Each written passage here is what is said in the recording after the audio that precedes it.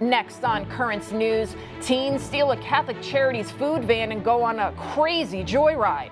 But that was cut short when the van crashed right here, shaking this quiet Queen Street. I'm Tim Harfman. That story is ahead. The competition is fierce here at St. Patrick's as students are competing to become the ultimate STEM champion. I'm Emily Druby, and that's ahead. Residents there call it the middle of nowhere, Iowa, but that's not stopping presidential candidates from making a campaign stop. We'll take you there in an exclusive report. Plus, the dark world of online child exploitation. It's part 3 of our Currents News special series, Human Trafficking Exposed. The news starts right now.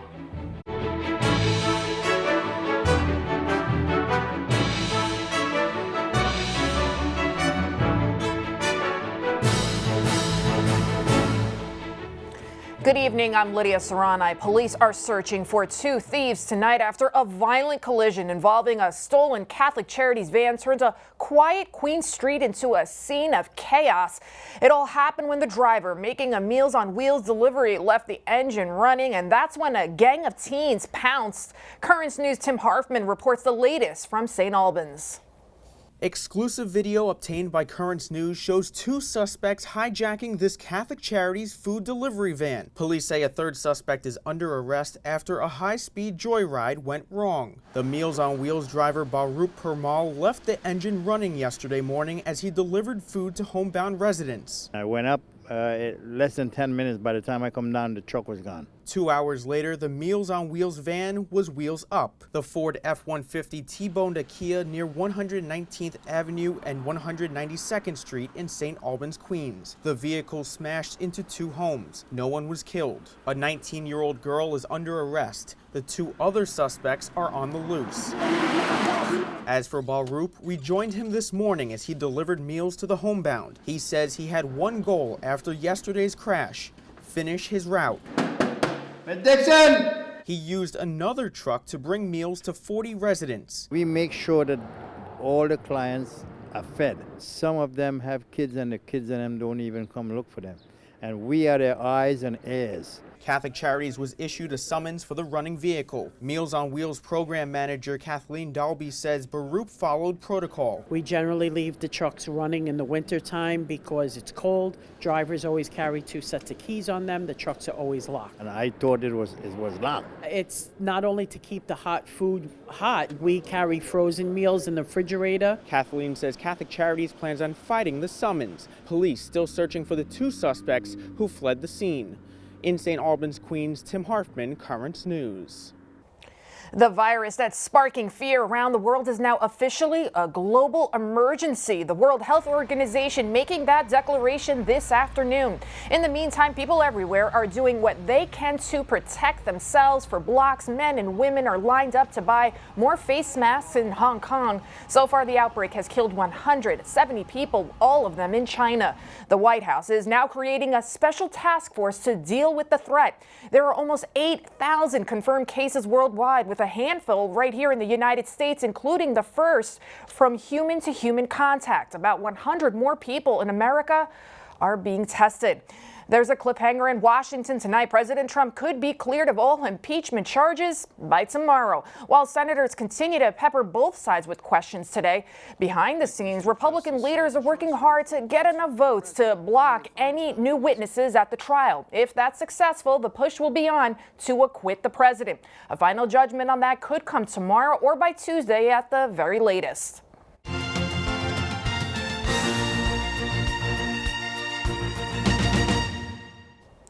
The impeachment trial is causing havoc for the Democratic senators running for president. They've got to be in the chamber 6 days a week, leaving little time for trips to Iowa. We had a little break in that trial, and I'm sitting there on the Senate floor as I'm watching, and they go, well, we're done. I'm like, I'm going to Council Bluffs. We have had to radically change our schedule in the last week, kind of toss it into the garbage can. No one thought a year ago that we were going to be in the middle of an impeachment process. Obviously, it's a big interruption. With now only 4 days to go before Iowa votes, the candidates scrambled to come up with a plan B. Now they're sending top political surrogates to campaign for them. But others are out and about in Iowa this week at speaking events, town halls, sitting in living rooms, and even stopping for a bite to eat at a local diner.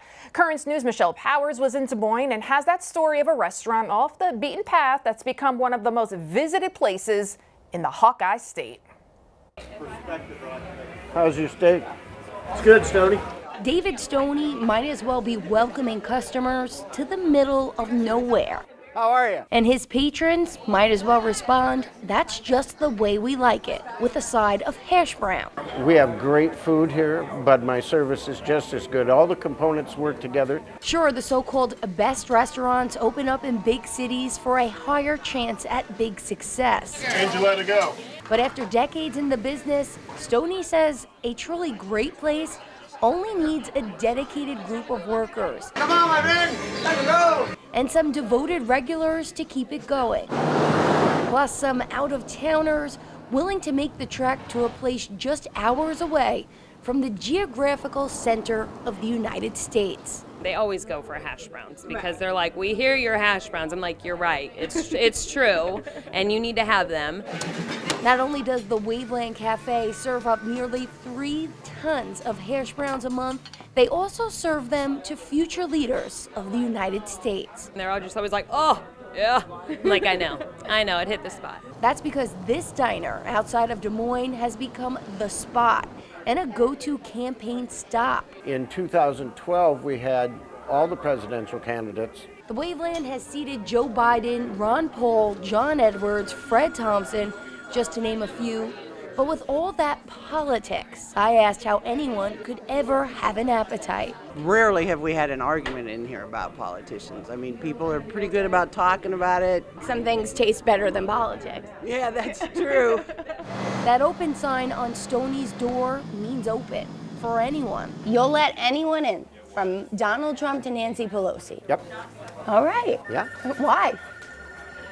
They are customers coming to the Waveland. It's not, if they're coming to use this as a platform, then I'll tell them to get their own coffee and I'll throw them a towel and tell them to clean the table. Stoney doesn't caucus, and neither do any of his employees. But they do have one favorite famous customer. Jason Momoa. Aquaman, the ruler of Atlantis, not quite the ruler of the free world. Less good-looking people who have walked in, that's your favorite. Joe Biden was extremely accommodating. Really? Very nice. Of course, he came with the nuns on the bus. In fact, they say the Catholic was so friendly, they were on a first-name basis. When he came in, I introduced myself and I said, "Welcome, Mr. Vice President." And then by the end of the day, I'm going, "Hey, Joe." But that doesn't mean he'll leave Iowa with the biscuits and gravy. Stoney says we should all just be thankful for the opportunity to break bread and talk at a diner in the middle of nowhere. And it doesn't get any more American than that. People are very comfortable with it. It's almost like they're at home. That's what we call Iowa nice. Really? With a side of bacon. Michelle Powers, Currents News. Protections for unborn babies are disappearing in Virginia. The new Democrat majority legislature voted to repeal a law that included a waiting period before an abortion was performed. Ultrasound exams and counseling services are also being dumped. Virginia Governor Ralph Northam says he's going to sign the new law. He sparked controversy a year ago when he hinted that a baby could be killed even after birth if the infant had so-called severe deformities. Tonight, a form of justice is being imposed on men responsible for the massacre of 6 Jesuit priests. It was one of the most glaring and brazen human rights crimes of the 20th century. Before dawn in November of 1989, an elite battalion of El Salvador's military dragged the priests out of their beds and killed them, execution style. A housekeeper and her daughter were also shot to death, and now the State Department is barring 13 former military officials in El Salvador from ever entering this country. The brutal violence occurred at the height of the Salvadoran Civil War. The State Department found the military officers were central to the planning and execution of a plot to kill the Jesuits for their outspoken defense of human rights. Here now to talk about the massacre and its impact on the church is the national correspondent for the Tablet and Crux, Christopher White. Christopher, welcome, as always. Lydia, good to be back with you. Now, there's a saying in Catholicism, the blood of the martyr is the seed of the church. The martyrdom of these Jesuits specifically inspired Pope Francis. Can you talk more about that? Sure. So then Father Mario Bergoglio was monitoring the situation in El Salvador very closely. And over the years since he's become Pope, he's talked about the witness of these holy men. In fact, last January when he went to Panama, he was hoping to make a stopover in El Salvador to, again, sort of lift up their example. So it's something that I think has formed his own priesthood and ministry, and he wants to sort of lift that up to the world so their memory may not be forgotten. And now the United States is also making a strong stance when it comes to this. Secretary of State Mike Pompeo released a statement about the sanctions saying, quote, "We value our ongoing working relationship with the Salvadoran armed forces, but will continue to use all available tools and authorities as appropriate to address human rights violations and abuses around the world, no matter when they occurred or who perpetrated them." Now, the Trump administration already has a rocky relationship with the Central American country. What do you think that these sanctions will do now to the relationship? Well, I mean, one of the things the Trump administration has tried to do is sort of promote religious liberty and religious freedom around the world, including freedom to worship. So one of the things substantively that this does is acknowledges past wrongs in order to make things right. You know, as you mentioned, there's been a rocky relationship with El Salvador. With the migration issues, right? Exactly. And, you know, one of the generals that was involved in this is currently under trial. So I think they want to make a very clear statement that, you know, as a part of these sanctions, they are not welcome in the United States and that they will be forever monitored and labeled because of that. These priests were essentially killed because they were advocates for the poor and spoke out against the government. Very, very reminiscent of Jesus Christ himself, don't you think? Yeah, you know, it's interesting. You know, these people lived in the trenches along with their people. And yeah, again, it has echoes of Christ's ministry. And I think that's why it's so dear to the ministry of Pope Francis, who sees so much of, you know, the marginalized and those on the peripheries of society, trying to place that in the center of the church. Thank you so much, Christopher White, national correspondent for the Tablet and Crux. Thanks, Lydia. Thank you. Breaking news tonight from France. The Archbishop of Lyon, Cardinal Philippe Barbarin, has been cleared of covering up cases of abuse. The French prelate was sentenced to 6 months in prison for failing to report accusations against a priest in his diocese. The cardinal has always maintained his innocence. He's now welcoming the court ruling, but still asking Pope Francis to accept his resignation. An appeal by abuse survivors is expected. Stay with us for a report that you'll only see right here on Currents News, the latest installment of our special human trafficking series. Predators and pedophiles targeting vulnerable children online. We'll explain how they operate and what you can do to protect your family. Next.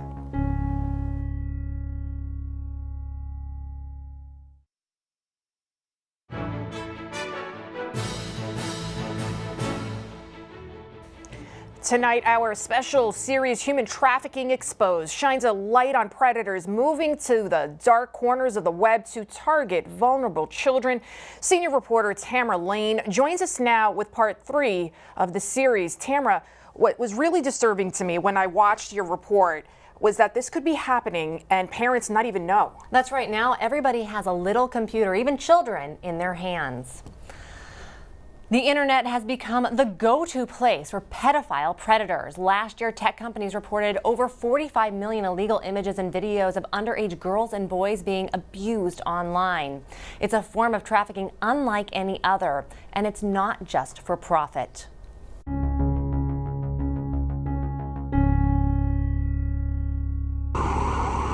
In a discreet office inside New York's FBI headquarters, the assistant special agent in charge of violent crimes and crimes against children, Michael Osborne, is tackling a growing crisis in America: online child sexual exploitation.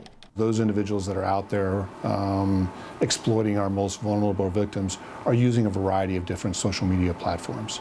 Osborne, who has spent years putting pedophiles behind bars, says that predatory behavior online is different from all other forms of human trafficking. Online child exploitation is really those individuals that use the internet to target and exploit kids for child pornography or to meet for sex, things of that nature, as compared to human trafficking, where you have individuals that are really trading and selling the commodity. That distinction, all the more abhorrent because the victims can be so young and the online abuse ongoing. Perfect example is sextortion. A lot of times they'll take control of their child's computer, and through that they'll be able to ask for images of the child, and then at some point when the child gives them an image, they capture that.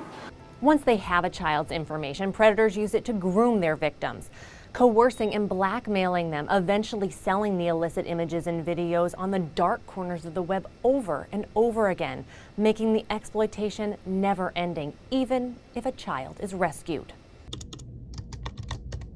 And as the technology advances and social media platforms mushroom, it only gets easier for perpetrators to hide their crimes and the money that goes with it. Every trafficker that we've seen has more than one victim. They are doing this as a business. They're doing this to support themselves. A business that Queens prosecutor Jessica Milton believes is proliferating because many times loved ones are in the dark about what's really going on. Because traffickers can be targeting victims without people in their lives knowing that they're being recruited through social media and Instagram and Facebook and Snapchat. And on sites like the now defunct Backpage.com, a huge online marketplace synonymous with sex ads that was shut down by the Justice Department in a 93-count indictment. They were coaching folks on how to make their ads more acceptable and avoid detection.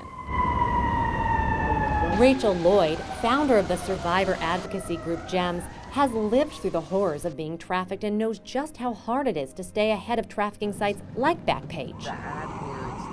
We rode with Rachel to trafficking hotspots in New York. Backpage staffers had a whole kind of script in how to coach pimps and traffickers. There's been the development of like algorithms to be able to kind of suss out certain keywords. By the time folks catch up with that, traffickers, Johns, etc. have changed the types of words or have been smarter about kind of hiding. Now that Backpage is gone, other sites have popped up in its place. Proof that more needs to be done to protect our most vulnerable from being targeted. It's always about the vulnerability.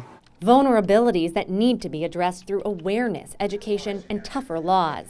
The key to putting an end to online child exploitation, as well as holding social media providers accountable. And what do you think about that? I'm sure that most of these folks, if any of these folks, had really thought about, oh, you'll be able to buy sex from a 12-year-old on your phone. That wasn't why they were creating stuff, but like, yeah, you did create it, and so now there is a responsibility to figure out how to combat it and how to fix it. A piece of the puzzle that's part of a much larger problem. It has to be multi-pronged approach. First, prosecuting the traffickers is a must. Clear your hands. Head down. Hey, police. We also have to provide services for victims. We have to give them alternatives and really a safe place. And really trying to educate people and bringing them into the fold. It is a war, right? And you have to be patient. But we're going to be there regardless. Just some of the solutions that could help put an end to this horrible crime.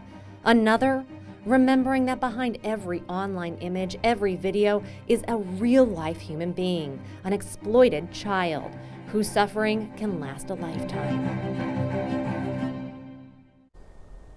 Identifying and investigating predators is difficult because online sexual exploitation happens across multiple jurisdictions, with victims and offenders often in different countries, many of those countries lacking the legislation or the capability to prosecute these crimes. Lydia? Tamara, you mentioned in your report the importance of educating and speaking to our children about this. What exactly should we be telling our children? Absolutely. It is vital that we educate ourselves and our children about how online predators operate. Most importantly, we need to teach our children to never send compromising videos or images over social media. And as the FBI said, one thing that's important is predators try and threaten or blackmail these children. We need to teach our kids that they can come to their parents or go to law enforcement if they feel threatened. And they also say we should turn off our devices when we're not using them. Such a scary world we live in. Thank you so much, Tamara Lane, for that informative report. Now, for more information about child exploitation, or if you or someone you know is being targeted online, visit the National Center for Missing and Exploited Children website at missingkids.com or call their 24-hour cyber tip hotline at 1-800-843-5678. That's 1-800-843-5678.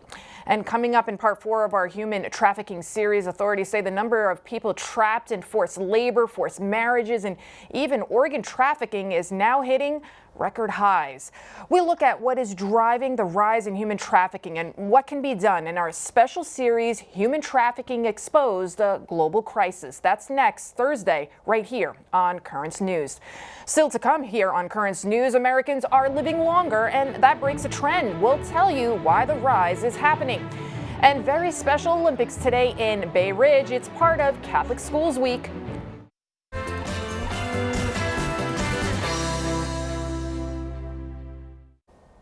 One school is putting their prize education to the test this Catholic Schools Week. They are throwing the ultimate competition, combining science, technology, engineering, and math into a major Olympic event. Currents News' Emily Druby has a story from St. Patrick's Catholic Academy in Brooklyn. That buzzer kicking off a fierce competition. Students at St. Patrick's Catholic Academy in Bay Ridge racing the clock and their classmates to get the highest scores in the 4th annual STEM Olympics. So in order to get kids interested in science and technology and math, stuff that they're not really interested in on a normal basis, we try to apply things that they do like basketball and building. Using exercises and heart rate to work on math skills, testing engineering skills by building car towers, and shooting basketballs to learn geometry. Students even built their very own parachutes with the goal of keeping them in the air the longest. I definitely learned a little more about aerodynamics with the parachute. I learned some fun facts like naked mole rats are cancer resistant. Who knew? While fun, it was also a competition, and one team came out on top. Team number 2. This is my first STEM Olympics. I just transferred, and it's just an amazing feeling. A Catholic Schools Week event that's fun and informative, teaching more than just STEM. We highlight leadership. So to be a leader, you have to work with other people. So that is why team building is so important. And of course, as part of our values and our faith, we want to get along with everyone. Just another way in which St. Patrick's is helping their students succeed.